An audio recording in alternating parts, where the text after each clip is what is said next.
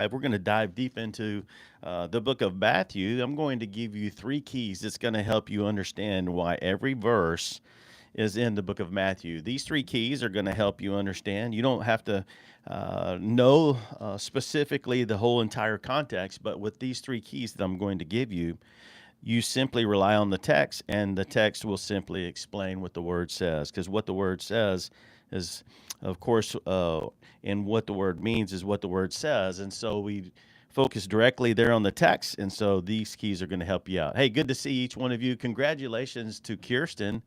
Kirsten, everyone say congratulations to Kirsten. Kirsten got married this past weekend, and so congratulations to you, Kirsten. Kirsten also has a Bible study over on the Instagram channel, and when she gets back from a busy life of going through the wedding here recently, I'm sure she's going to get back on that, so you'll want to check out her Instagram as well.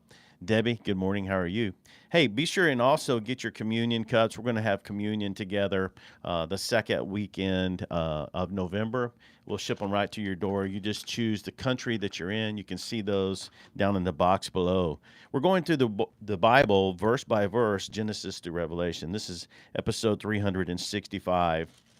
We learned early on, of course, the book of Matthew has two divisions in it. Chapters 1 through 16, Matthew is explaining who Jesus is. So the remaining portions of chapter 16 all the way through chapter 28, Matthew is explaining what he came to do. Overall, the Bible as a whole, you have creation, the fall, and redemption. Redemption was promised there in Genesis chapter 3, verse 15, early on after the fall. And so the expectation was one is coming out of the loins that will be the Messiah of promise to redeem mankind. And this is what God has promised early on. So the standing expectation and that momentum continued to grow all the way until now. Matthew is delivering the gospel and presenting Jesus as the Messiah. Of course, the occasion why he wrote Matthew is simply writing to the Jews because he's a Jew writing to the Jews to help his Jewish audience understand that they rejected Jesus, the Messiah, in whom he is presenting as such, and credentialing so, beginning with Abraham, that was early on in chapter 1. But the Jews, they did not understand this inclusion in the Gentiles. And so Matthew is helping them understand why there is an interim program, the church, or in other words, the ecclesia. They did not necessarily understand that, but Matthew is demonstrating how he offered the kingdom was actually offered to them in Matthew chapter 10. They rejected it and actually attributed Jesus' work to Satan. So Matthew is presenting this, and we finished up or almost finished up chapter 1 there of Matthew. We are picking up in verse 24. Of course, Joseph was a bit leery of the information that he discovered with Mary. Mary was with child, and he had three options because they had not been together. She was with child, and so he was skeptical, and he was contemplating two different Old Testament avenues that he could take. One, he could simply expose her for her unfaithfulness in that 1 year betrothal period, were negotiations for marriage, and the faithfulness, the pledge of faithfulness that could be measured during that time frame. During that time frame, she became pregnant, and so he found out this information by way of an angel that showed up to him in a dream, because he decided not to divorce Mary but continue on. Why? Because the angel of the Lord that appeared to him and gave him news that the Messiah was in her loins, and came about through the Holy Spirit. And so he decided, of course, not to divorce. He knew when that Isaiah quote came from the angel, and utilized that quote to inform Joseph that um, his wife, the virgin, shall give birth to Emmanuel, God with us. He, of course, continued, and picking up in verse 24, Joseph awoke from his sleep and did as the angel of the Lord commanded him and took Mary as his wife. So that is the reason why he did not divorce her. He could have, uh, in all other circumstances, had it been any other case, according to the law, but he kept her a virgin until the he she gave birth to the son and called his name Jesus. So we're now in chapter 2 of Matthew. Matthew is, of course, going to present Jesus as the Messiah who offered the kingdom to his Jewish audience, in which they rejected. So now after Jesus was born in Bethlehem of Judea in the days of Herod the king, magi from the east arrived in Jerusalem. Now these magi's, they stem all the way back to Daniel,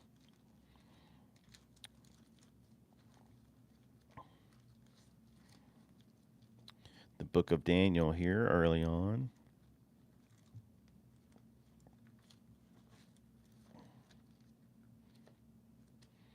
Kirsten, did you guys go anywhere are planning to go anywhere? Uh, we saw those pictures over on your Instagram. This is beautiful pictures there. So happy for you guys.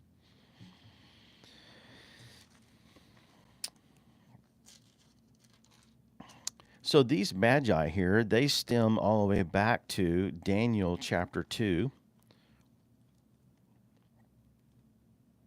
verse 48. When the king promoted Daniel and gave him many great gifts, and he made him ruler over the whole province of Babylon and chief prefects over all the wise men of Babylon. Now, all of these wise men over Babylon, these were relative to the Magi here that we read of in chapter 2 of Matthew. But these Magi, they would have all of the writings of Daniel being king over them and leaders, leading them in the fact of the writings, not only Daniel's writings, but also any of the prophets. They would be full aware of that. And not only that, they would be full aware of Daniel chapter 9, verses 24 through 27. Do you guys remember what Daniel chapter 9, verses 24 down through 27? It's very significant. One of the most significant areas in the Bible. If you remember what that is, put that there in the chat. And for you guys watching the replay later as well, let me know there. Daniel chapter 9, because the Magi here that come by way of Herod here shortly, Matthew is demonstrating how Jesus is the Messiah in which the Jewish audience rejected. But he really gains their attention here as well when the Magi start coming in the presence of Herod, in which they were fully aware of. They knew Daniel, the Jews there, and how he was made the chief over all of the wise men. But these wise men, they also would be fully aware of Daniel chapter 9, verses 24 down through 27, which is known as the Daniel's 70-week prophecy. Basically, the 70-week prophecy is the time clock in which the Messiah will arrive and usher in the kingdom in all aspects of that. It predicts, of course, the coming of the Messiah and the restoration of Israel. So here again, they would have full record of all of Daniel's writings, even the prophets, because they studied all portions of those writings. Okay, Kirsten, you said you got married at a bridal cave at the Ozarks. And said it was our honeymoon. Oh, that's wonderful, Kirsten. Going to St. Okay, good. That's wonderful. So happy for you guys. Hey, Felix, how are you? Good to see you, brother. So here again, they would fully understand Daniel's writings. And so simply, The first of three keys here, whenever you're going to the book of Matthew, anyone can understand it with relatively um, no study at all. You can simply read it, and these three keys will help you understand what's going on. The first is realize the purpose in which Matthew wrote. He's presenting Jesus as the Messiah who offered the kingdom. And so, what you do, you read what the word says or the verse says relative to the context there. You bring that out. And then that's the second key there. Whenever you just read it as it's stated there by Matthew, and thirdly, explain why he says it in light of the purpose. And so now Jesus, verse 1 of chapter 2, was born in the Bethlehem of Judah in the days of Herod the king. And the Magi from the east arrived in Jerusalem, saying, "Where is he who has been born King of the Jews?" So Matthew is presenting this, the Magi coming forth. Why? Because he's presenting them and helping the Jewish audience in which Matthew wrote to understand that Jesus is the Messiah who offered the kingdom in which they rejected. And so further, he continues. He says in verse 2, or brings forth, that they ask, "Where is he who has been born King of the Jews? For we saw his star in the east and have come to worship him." Of course, this King of the Jews, this would definitely get the Jewish audience their attention. Not only get their attention for that, but in light of the Magi, the wise men there, relative to Babylon with Daniel, Daniel chapter 2, verse 48, being full aware of Daniel chapter 9, and all aspects of the prophetic writings being underneath Daniel in the beginning, if you can kind of see through the lens of being schooled in these things, this is what Daniel, of course, was doing. But these rippled all the way to the ones that showed up there that Matthew is bringing out. And they would also know about the stars and the significance of the star relative to Numbers.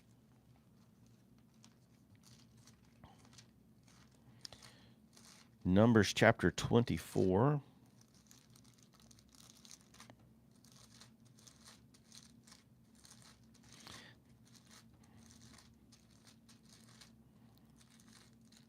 Matthew's Jewish audience, they would certainly be aware of Numbers chapter 24 relative to what Matthew is bringing out in verse 2 here.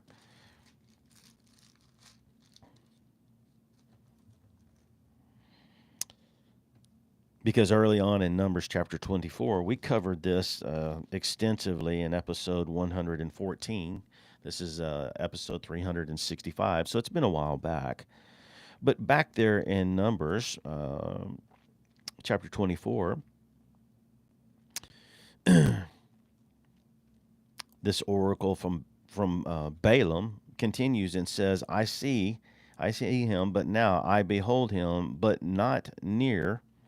A star shall come forth from Jacob." What was Jacob's name changed to? Put that there in the chat. Numbers 24 says, "A star shall come forth from Jacob, and a scepter shall rise from Israel." There you go. Sublime is on it and got it put there in the chat. And you guys as well watching the replay. There you go. Good job.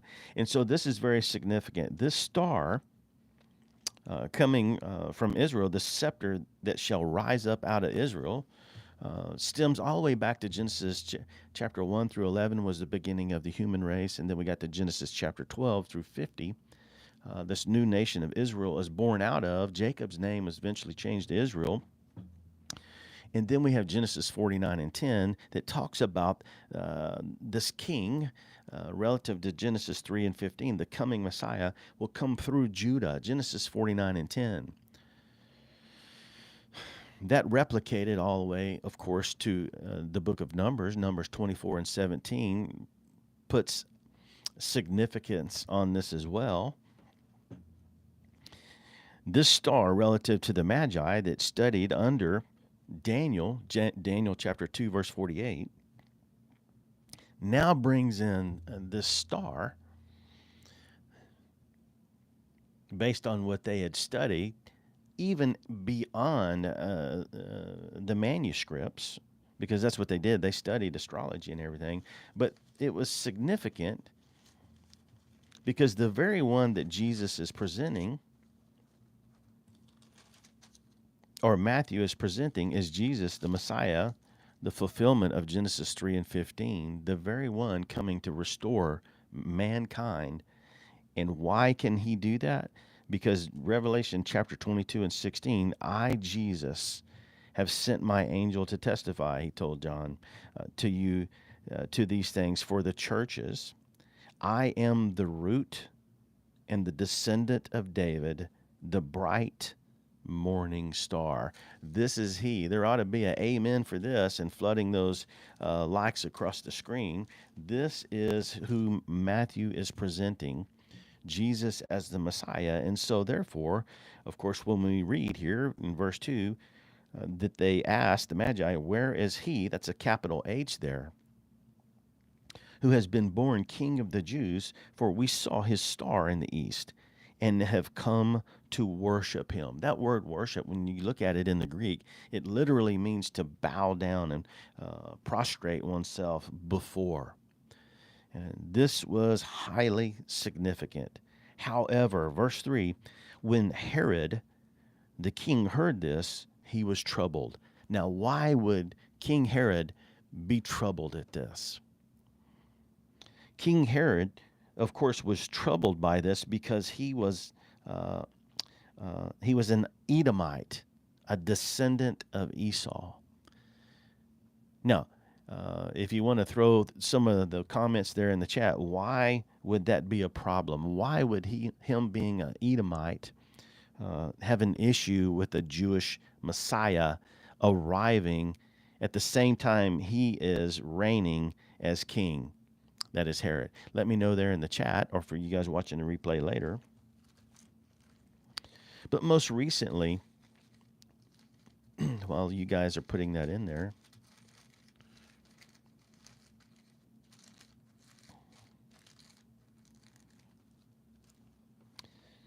most recently, when we went through the book of Obadiah, let's pick it up in, let's see. Yeah, that's verse 10. So that was episode 352, session 4, when we went through specifically this verse in verse 10. We started episode 350 when we went through the book of Obadiah, just a wonderful book. But here we're seeing this culminate. And so since that's one of the relative prophets that we went through, Herod, of course, was trouble. He was an Edomite. Verse 10 of chapters 1 of Obadiah said, of course, because of violence, that word in Hebrew is Hamas, your brother Jacob, you will be covered with shame, and you will be cut off forever. These Edomites here, that this warning was given to them for their crimes against Judah, in which the Messiah comes from. The name Esau, of course, stands for the entire nation of Edom. So Esau was Jacob's brother, if you'll remember, and he gave rise to the Edomites. And so Obadiah here, he uses the name Jacob here to depict the entire nation of Israel. But because of the violence that the Edomites had put Judah through, there was a promise given by God that they will be cut off forever. And that stems all the way back to Genesis chapter 27 when we covered that. And so here again, this is why King Herod was troubled. And not only was he troubled, but the ones in proximity to him as well, all those in Jerusalem underneath him. There you go, Sublime 37. They had a rivalry. Their family lines were enemies. There you go, absolutely. Hey, don't forget, What the word says is what the word means, and what the word means is what the word says. We're going to pick it back up on our next session here. We're going to pick it up in verse 4 and following and try to push through and get through a majority of chapter 2 on our next session. Love you guys. Be sure and get your communion cups. We'll send them directly to your home so you can join me in the second week of November. Look down there in the box and get those ordered up and get those to you. Just choose your country so you can join me in that second week of November for communion. Love you guys, and we'll see you next time.